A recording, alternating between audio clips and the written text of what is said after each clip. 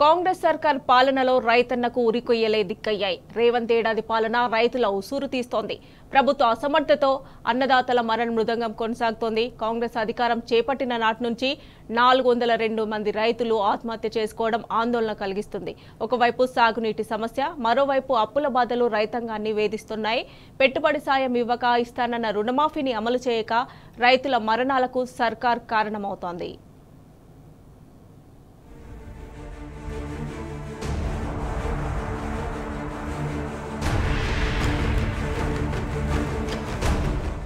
రైతేడ్చిన రాజ్యం, ఎద్దేడ్చిన వ్యవసాయం మంచిది కాదంటారు. ఆ సత్యాన్ని ఎరిగిన కేసీఆర్ రైతు సంక్షేమమే లక్ష్యంగా 10 ఏళ్లు రాష్ట్రాన్ని పాలించారు. దేశమే తెలంగాణ వైపు చూసేలా వ్యవసాయాన్ని పండగ చేశారు.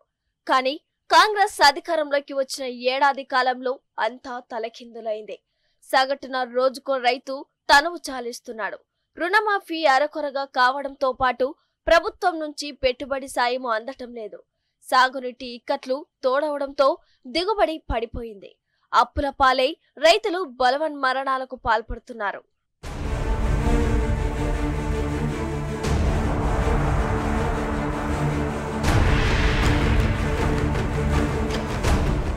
కాంగ్రెస్ పాలనలో రాష్ట్రంలో రోజుకో రైతు చొప్పున బలవుతున్నాడు.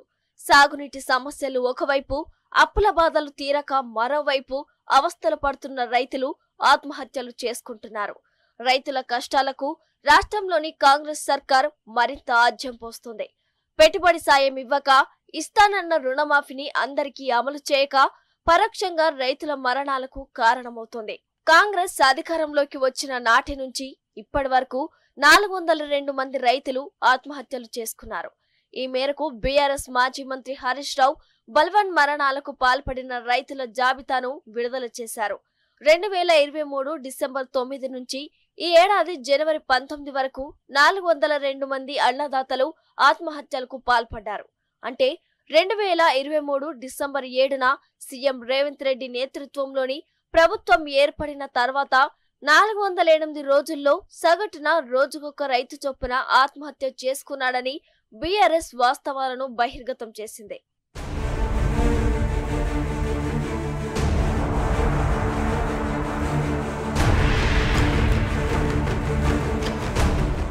ఎన్నికలకు ముందు అరచేతిలో స్వర్గం చూపించి అధికారంలోకి వచ్చిన తర్వాత పూర్తిగా విస్మరించిందంటూ రైతులు ఏకంగా రోడ్డెక్కుతున్నారు. ఎన్నికల ప్రచారంలో భాగంగా కాంగ్రెస్ రైతు డిక్లరేషన్లో రుణమాఫీ, ఎకరాకు 15,000 రూపాయల రైతు భరోసా, అన్ని రకాల పంటలకు 500 రూపాయల బోనస్, కౌలు రైతులకు ఏటా 12,000 రూపాయలు, భూమి లేని నిరుపేదలకు ఏటా 12,000 ఇలా అనేక హామీలను ఇచ్చింది. అధికారంలోకి వచ్చిన వెంటనే డిసెంబర్ 9న 2 లక్షల రూపాయల వరకు రుణమాఫీ చేస్తామని సీఎం రేవంత్ రెడ్డి సహా నేతలంతా దేవుళ్లపై ఒట్లు వేసి మరీ హామీ ఇచ్చారు. అధికారంలోకి వచ్చాక రుణమాఫీని పక్కన పెట్టడంతో రైతులపై మొదటి పిడుగు పడింది.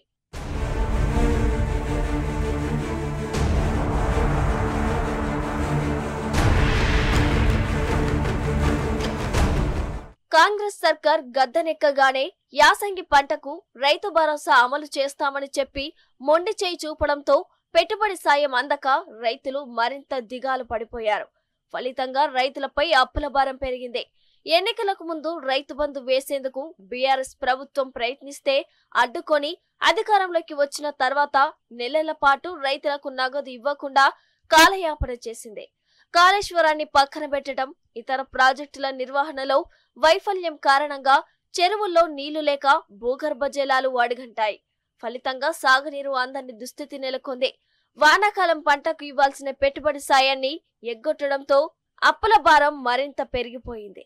దీనికి తోడు పంట కొనుగోలులో జాప్యంతో రైతులను సర్కార్ మరింత ఇబ్బంది పెట్టింది. ఫలితంగా రాష్ట్రంలో అన్నదాతల ఆత్మహత్యలు పెరిగిపోయాయి.